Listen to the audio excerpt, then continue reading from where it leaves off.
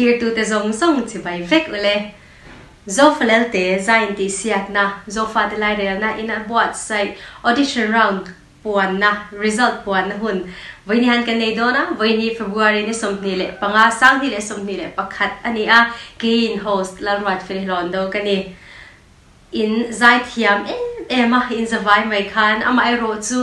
in ti siak na ni miaw awangin khang jing atang khan khan chua bi inom don tin ha ni a amai ro chu lo zai zel ula in omoi tak tak lal pai na pek cheu kha ama choi moi nan le zofa tin pum khat na ni lo mang chun jom zel don nia result kan puan ma in zofa te jinga zai thiam em kum som sari chuang ni to si tun thlenga zai ngai thang tur lom kan chuan bor em pulal chunga nampui biate zai turin isom phatang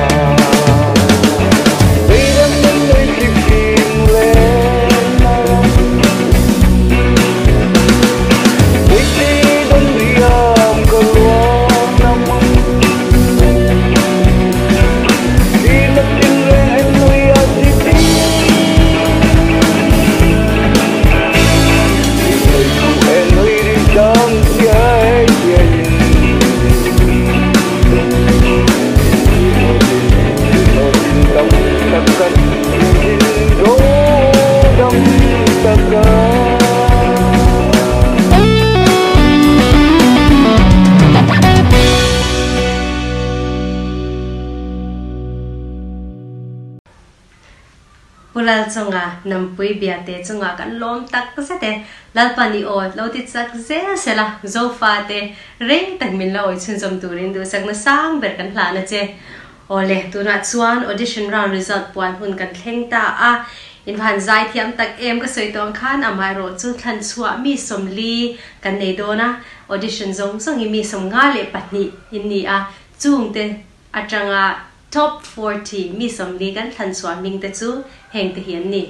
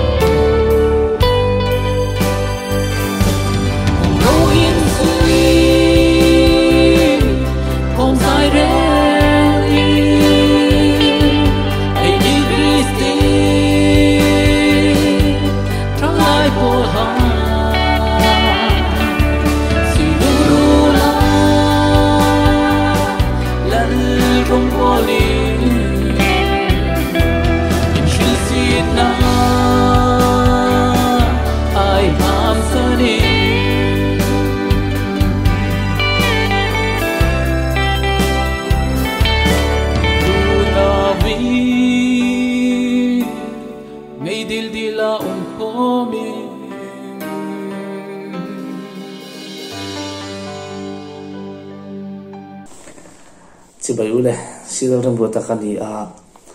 zo falel te sang hi som ni le pakhat audition round chu uluk taka kan chat panga zom tak tak tena an ending nuwa ati thazual top 40 an than chu te chu tuna kan talam tak te kha an nia top 40 ti ma ila an zai thi me mawangin mi som ni le pakhat than tlin an ni ti chuan top 40 a tlingte kan lom pui tak meu chawni top 40 in langkai a ve lo te top mai lova zaizel tu te pathian fakna na in o te manga namin pum khat na na zaizel turin kan som chawa chun he competition hi minol the chun som sang le zel turin kan som bok chawni top 40 te second round in ti siang na na kan team song hi chang khat le athunon repeat music nen anron sale dona he kan video hi march ni khat sang hi le som ni le pakhat ralma in HK official phone number khan thon le vek tur ani a video lak dana kha chuni na khamphei zong lak chi khapum ani ang ti chuan second round na in ti siang na hi march ni thum sang ni sam ni le pakhat atangin HK official a bok ron ti chuale ani ang ole kam program te min thi sak tu te zong chuwa kan lom em a HK official channel hi khongai takalo subscribe ve turin kan som chawni khati zong kha kam program dun lok kan han ti chu thei te chu an ni a march ni thum sang ni som ni le pakhata lim taka kan mu le thak theina turin in zawain mang tha vek ule